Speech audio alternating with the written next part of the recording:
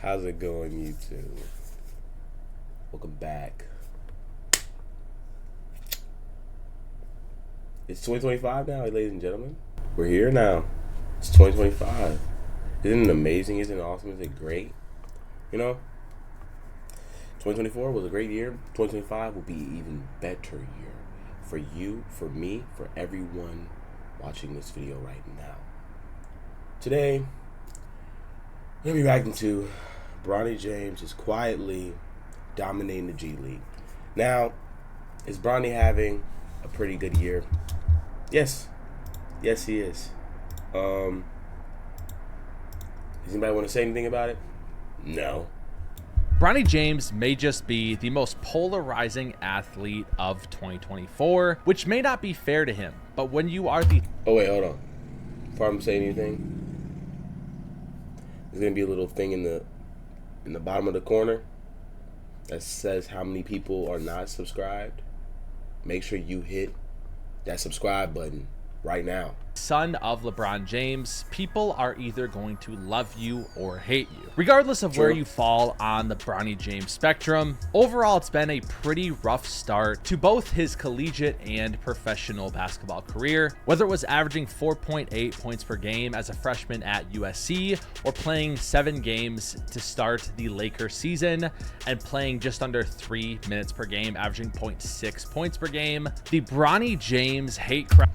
Listen, I ain't gonna lie to you, bro. My stance on Bronny is this. Bronny actually did work hard to get here. He did. Bronny did work hard to get here. Not only did he work hard to get here, but he worked to get to the position he wants to be in. Now, was there luck that involved because, you know, the Lakers, you know, oh, we can draft them with the 5th pick overall. Yes. There was. But you guys also have to think, like, this dude was coming off of cardiac arrest. So, you know, that cut his trajectory a little bit in half, you know. But all that talk, we don't, you know. Let's just let the man talk in this video. Crowd has gotten a lot of attention over the past couple months, and by and large, that's been the majority sentiment, or I should say reaction, to the beginning of Bronny James's career. But Bronny James has been doing something over the past 3 weeks in the G League that almost nobody is talking about. So today in this video, I think it's time we finally dive into Bronny James quietly dominating in the G League. Let's get right into it. Like I said in the intro, to begin the year, I don't know what that was. It was there and it disappeared. Anyways, guys, the whole thing about, you know, Bronny, oh, it's just a G League, it's just a G League. It's just a G League, it doesn't matter, blah, blah, blah, blah, blah. Y'all wasn't saying that when Scoot Henderson was in the G League. Y'all wasn't saying that when Jalen Green was in the G League. And these are like top 2, top 3 picks overall. But you want to say it now. Nah, I don't do all that. Anyway, let's get back to the video. Here he made history with LeBron, becoming the first father-son duo to appear in an NBA game in that opening night game versus the Wolves. But Bronny really didn't play for the Lakers after that, appearing in just 7 games, less than 3 minutes per game and 0.6 points per game before he was optioned to the Lakers G League team. And those first 2 games in November for the G League did not go over well for Bronny. That first one on November 9th, he had 6 points, went 2 for 9 from the field, 0 for 4 from 3, and had 5 turnovers. And then just 8 days later on November 17th would have 6 points while going 2 for 10 from the field, 0 for 2 from 3 again, which only perpetuated the Bronny James hate online. But after a 3-week... That's what they're talking about. Bronny sucks! He's trash!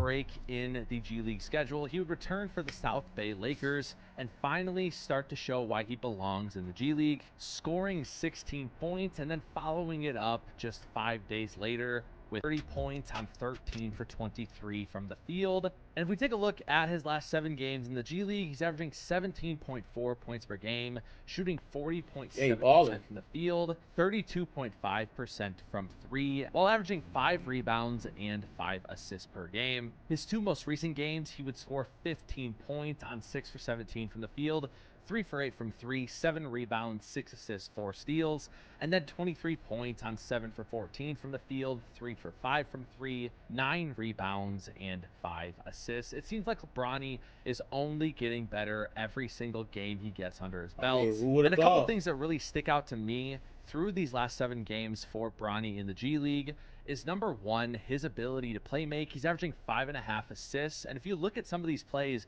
you can see that there's some playmaking, I believe, to be unearthed there. I'm not saying he's going to average 8 or 9 assists per game, but there is something to in the NBA being able to. You know what'd be really funny? Is if Bronny somehow, some way, turns into a superstar. They wouldn't know what to say. Skip Bayless would be rolling over right now talking about some. Bronny's he's a superstar? Oh! They wouldn't believe it. Everybody that was talking about him, they would not believe it if Bronny became a superstar. Watch how much you would bet. Watch this. Bronny gonna be so good in the league. At some point, he gonna be an all-star, and he might even be a multiple-time all-star. Just watch. Have 5 or 6 assists a night. Secondly, rebounding for a smaller guard. He's only 6'4", but he's able to go up and get things due to. Dude, I don't think he's 6'4". I think he 6'1", 6'2". He ain't 6'4", bro. His athleticism, and overall just due to his effort. But the 2 biggest pluses about Bronny's game, number 1 has been his defense. If you take a look at some of these clips, he's able to he was getting 5, 7 very far away from the hoop, and that's been something that he was picking the ball off his calling card if he wants to be an. Listen, when he sees it almost as good as anyone when it comes to picking it through the traffic. As soon as you make that pass towards that left wing or that right wing, bro, it's over. He pickpocketing it away, and he going down the court, hitting you with a sweet windmill. Watch the high school tape. Watch the college tape. Shoot, you could even watch Summer League if you wanted to. Maybe even G League. He done been picking them away. That left wing, right wing, he's been picking away. NBA role player one day. So it's good to see that while he's been scoring, the defense has not gone away. But finally, something I feel like not many people talk about is Bronny's ability to finish at the rim. That's something he's actually really good at doing, and it's something that's super important if you are not a great shooter. If you take a look at these last 7 games, you're seeing countless clips where he really does show a lot of nice touch around the rim and even decision making to efficiently get there. But at the same time, not everything is just rose-colored glasses for Bronny. He has plenty of things he still does need to work on. First and foremost, shot selection for him. I feel like he takes way too many bad shots a night. Even on some of these games where he's scored a ton of points, you'll see that he's putting up very inefficient nights. Listen, he's just trying things out still. He wants to see what he could possibly. He wants to see what shot he could possibly make. That's what he want to do. He wants to see what he could possibly make.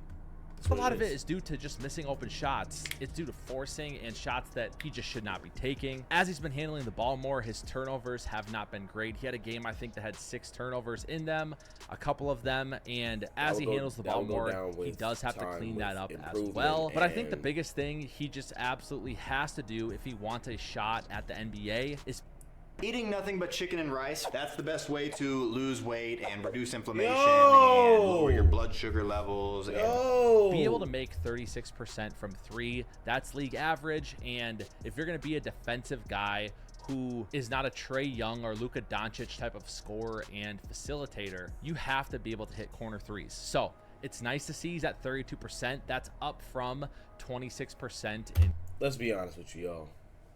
With how the NBA is, with the ratings right now and the three-point shot, I don't think he really got to be worrying about shooting threes. He need to worry about getting to that rim, getting them free throws, hitting them free throws, knocking down all them shots he could possibly knock down. Listen, I watch a lot of basketball, and I can tell you this right now. Bronny don't got to worry about other things. He's good. The issue that's going on is, A, he's LeBron's son, so people just want to attack.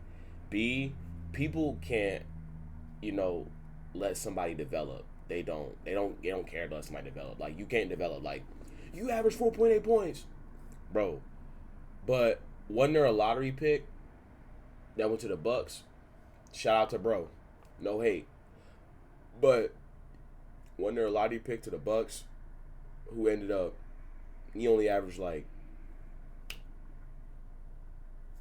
3.6 points per game.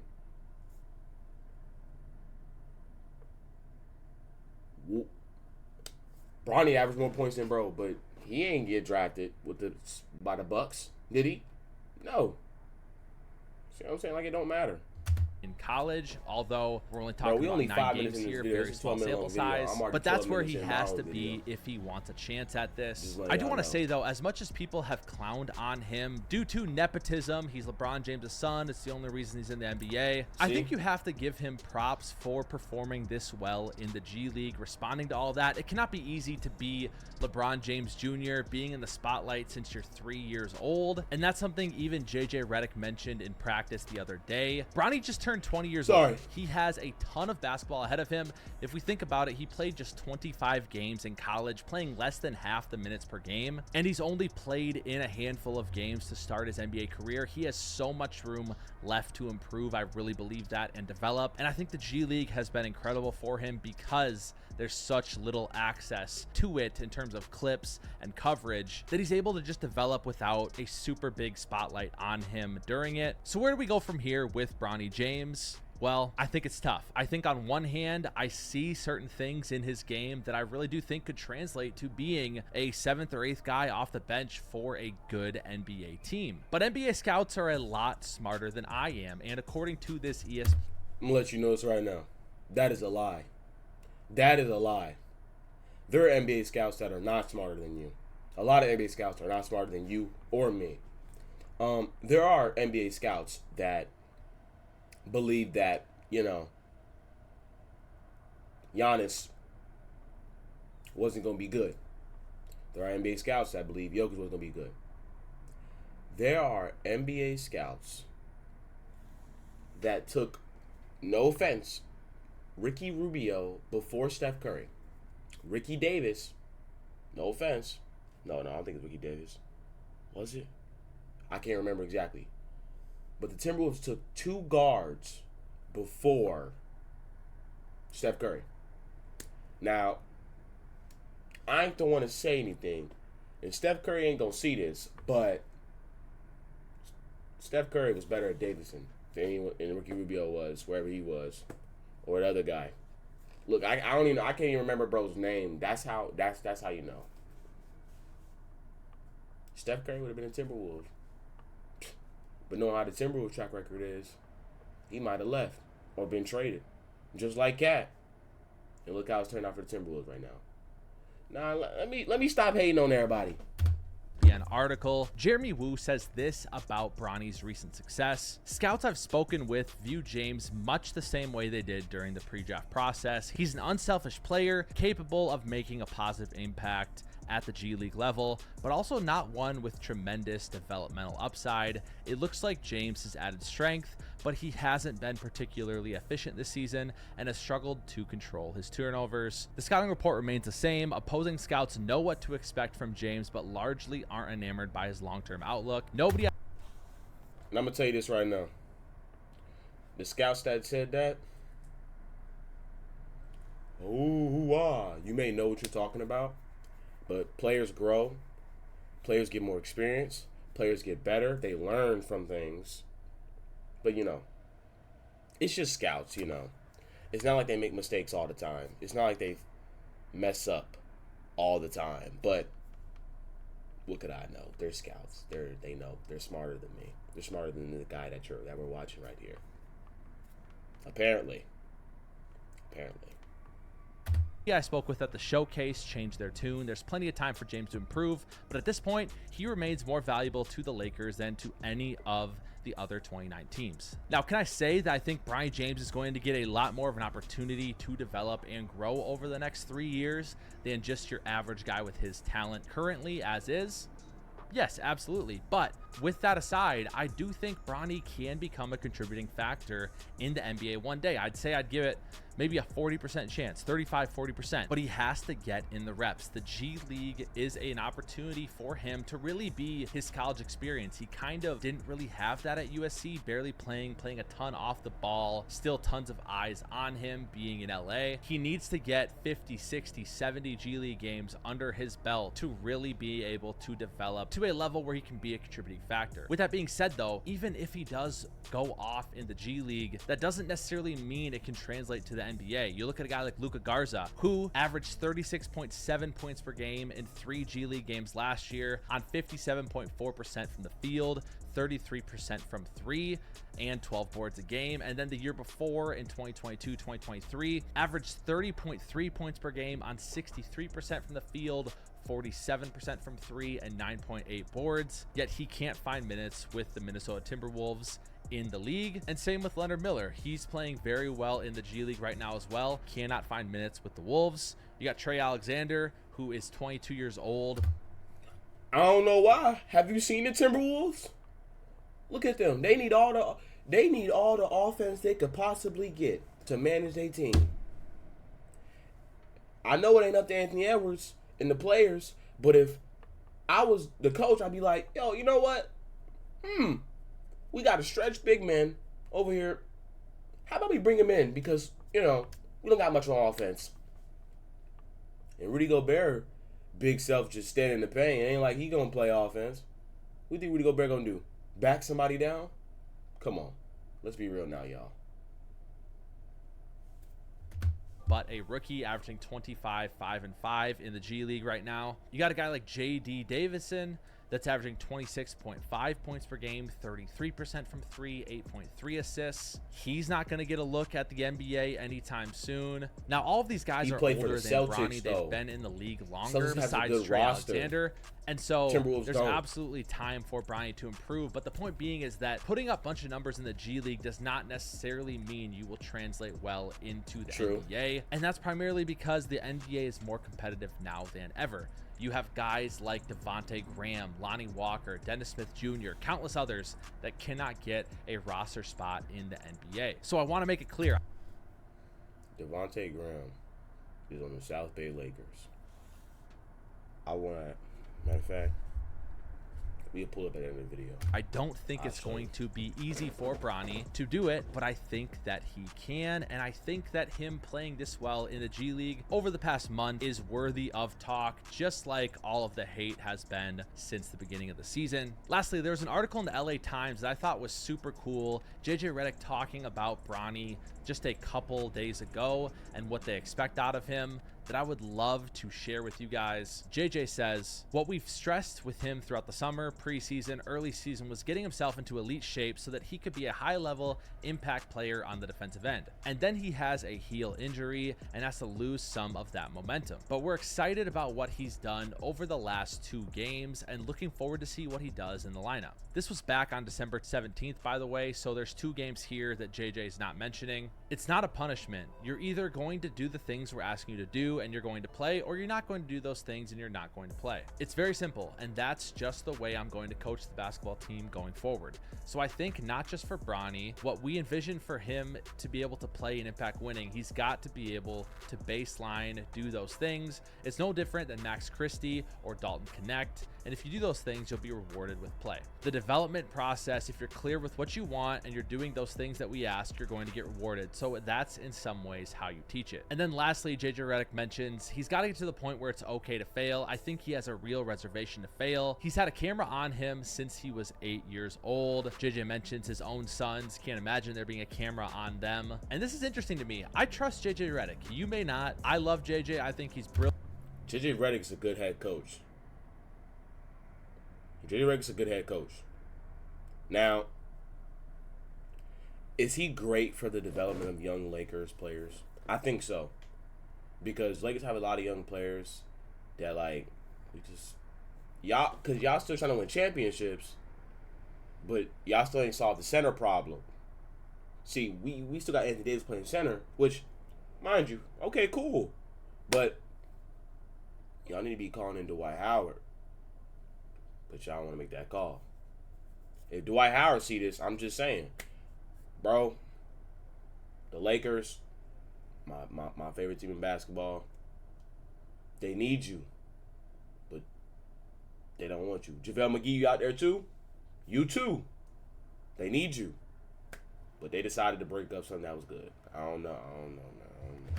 Brilliant. I think the Lakers situation is not a coach problem. But JJ says, I think once he develops that, he's gonna take off. Like, literally take off. He will do anything he's asked to do. He's done everything we've asked him to. So that's interesting to me. JJ Redick thinks that there is something there with Bronny James. Now, you could say he's just trying to make LeBron happy. I don't think he would go out of his way to say something like that. He just may not say anything negative, but that's interesting to me. So let's just keep an eye on Bronny James over the course of this year.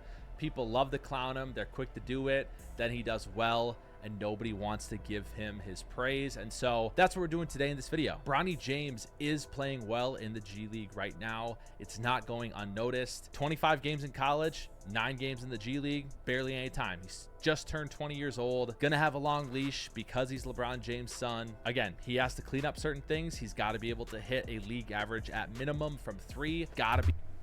You know how many dudes are supposed to hit a league average at minimum of 3 and are still in the NBA roster?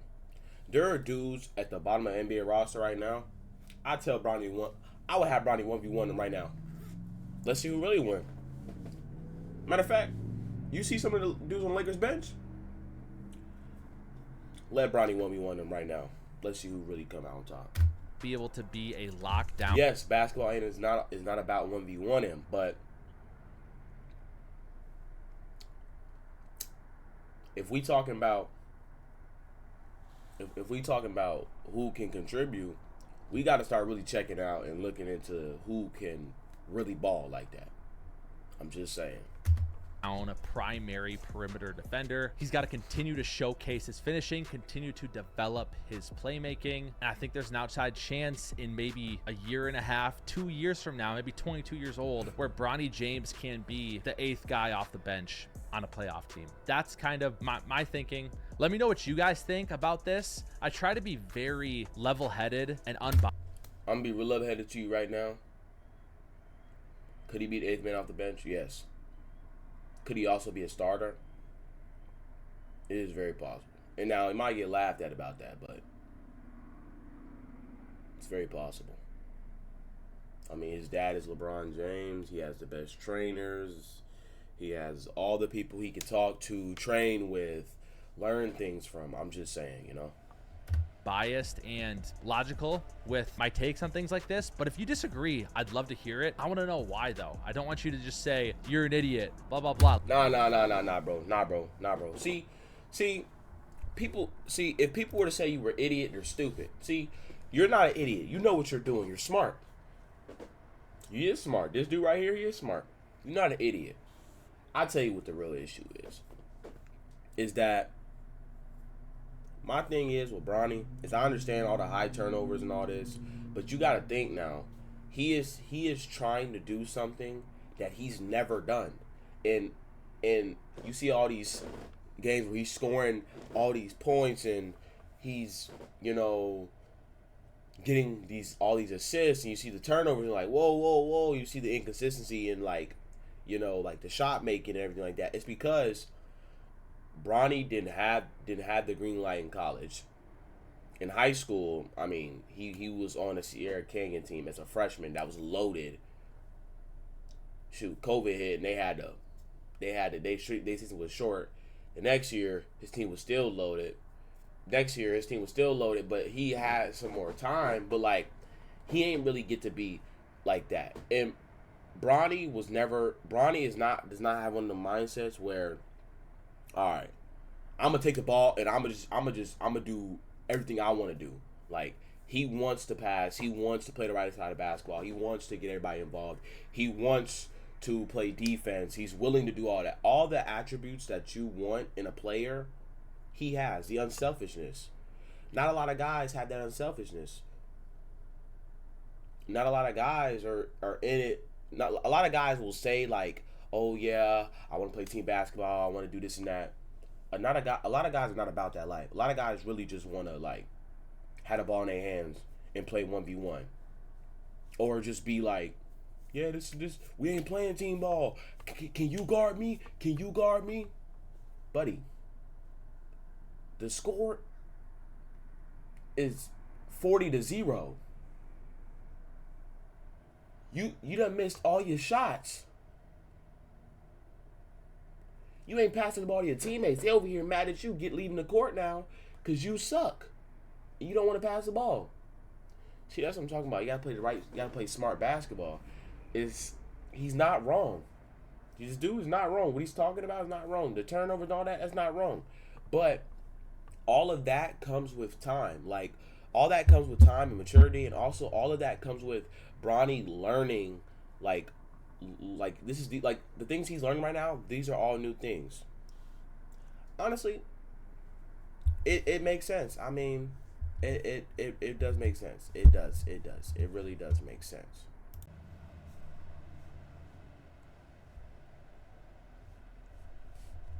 Look, they tried to hide him. Think Graham couldn't get a roster spot, right?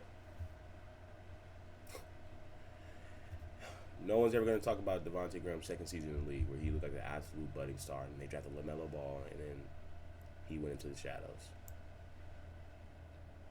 And basically disappeared. But I'm going to show y'all this. So, Devontae Graham he's a really good player. Let's just say that. Devontae Graham's a really good player. And this is no way here for spreading hate to him. But you saying guys like Devontae Graham can't get in the league, right? Devontae Graham is first year in the league. 34% from the field. Devontae Graham first year in the league. 34% from the field, 4.7 points per game. He never doesn't average that many turnovers. We don't even want to look at the turnovers. Turnovers really nothing, basically. Second year in the league, he gets more shot selections, about 15. Makes about 5.8, 38%. Okay, that's improving. That year, if you watch that year for context, he was the only thing going for Charlotte. And he was awesome. He was amazing. It was great. 38% from the field. 37% from three. Really good. The next year on Charlotte, he had a worse year. His shots went down because, you had the additions of Gordon Hayward and, a couple more dudes added, like LaMelo Ball, and Terry Rozier was already there, and, kind of took a lot from him. But he went down to 37% and 37%. I'm going to tell you this. The reason why Devontae Graham cannot get a spot on the active roster is because Devontae Graham, reason why he can't get a spot on the active roster, and the reason why he's in the G League for South Bay Lakers right now, is because Devontae Graham is inefficient. He's inefficient. Can knock down threes, but he is very inefficient. He's inefficient. I don't know what to tell you. He's inefficient. Now, in our memories, if you remember that second season in Charlotte, he was amazing. He was incredible. But